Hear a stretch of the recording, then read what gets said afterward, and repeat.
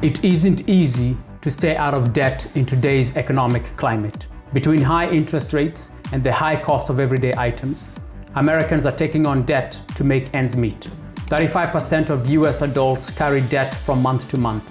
It appears that each time you check your mailbox, you're greeted by a glossy envelope offering thousands of free miles, zero interest or bonus cash back just for signing up for a new credit card. However, are any of these rewards truly worth it? Credit cards can be powerful tools if used wisely. They can be used to build credit, pay for unexpected expenses, and of course, earn rewards. But there's one major caveat. You must pay off the balance in full each and every month. This allows you to avoid paying interest, which makes credit cards perilous. The current average credit card interest rate is 22.7%, according to offer data collected by The Balance, and this is the highest average APR since records began. The rate continues to climb as the Federal Reserve hikes up interest rates. In short, interest can add up rapidly when you carry a balance from month to month.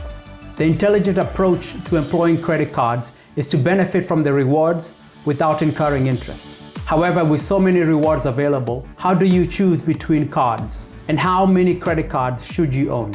It is beneficial to understand the types of reward cards available. Many credit cards offer sign-on bonuses. For example, a card may offer $300 in cash back for spending $1,000 within the first 3 months. The sign-on bonus is usually where you can obtain the most reward. However, if a card offers 1.5% cash back on regular spending, you would need to spend $20,000 to get the same $300 reward. As such, it may be worthwhile to open a new card solely for the sign-on bonus, but be cautious. If a sign-on bonus requires you to exceed your typical spending, it isn't worth exceeding your budget. While having multiple credit cards can help build your credit history, having too many new credit lines can actually lower your credit score. Therefore, do not sign up for credit cards randomly, particularly if you think you might need a loan over the next 2 years. There is no magic number of credit cards that is the best, but it's typically best to have a few credit cards from various networks to offer you the most flexibility. In addition to sign-on bonuses, many cards offer some form of reward for ongoing spending. These rewards have different names: cash back, miles, points, but they all amount to the same thing, encouraging you to make purchases on the card by offering a small reward for every dollar spent. Some people maximize these rewards by using credit cards as their primary form of payment for every purchase. But again, this only makes sense if you pay off the balance in full every month. It may be beneficial to align your cards with your interests and spending habits. For example, if you spend a lot on groceries, a card that offers bonus points or cash back at the grocery stores might be a good fit. Similarly, if you travel frequently, a card that offers bonus points or miles for travel expenses could be a smart choice for you. However, focusing on budgeting, a card that offers cash back on necessities may be the best option for you. Regardless of the form of reward, when comparing cards, look for the highest reward rate. To do this, calculate the dollar value point. For example, if a flight costs 50,000 miles or $500, each mile is worth a penny. If you get 2 miles per dollar, you get 2 cents per dollar, the same as 2% cashback rewards. While credit card rewards can be a nice perk, there are a few things to watch out for. Some rewards can have higher interest rates than a typical credit card.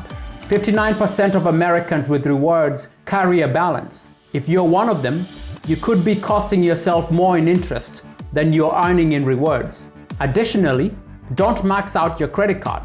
This could severely damage your credit score. Try to keep your spending to less than 30% of your credit limit. That means that if your limit is $10,000, don't put more than $3,000 on your card.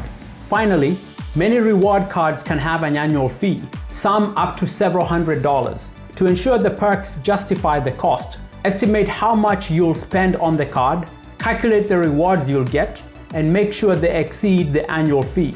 If not, don't get the card. In summary, using credit cards wisely means more than just swiping them. One key is selecting cards with high rewards rates that align with your spending habits. Additionally, paying off the balance in full each and every month is crucial to avoiding costly interest charges. Adhering to these guidelines for using credit cards can allow you to benefit from purchases you already plan to make without accumulating debt. Remember to always stay on top of your finances and use credit cards as a means to achieve your financial goals, not hinder them. No matter what happens, it is always a good idea to stay on top of your debt.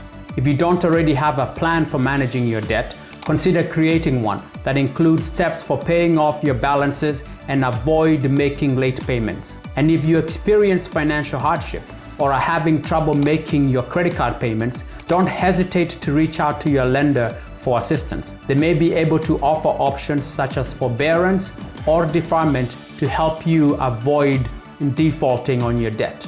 We hope you found this information useful and see you in the next video.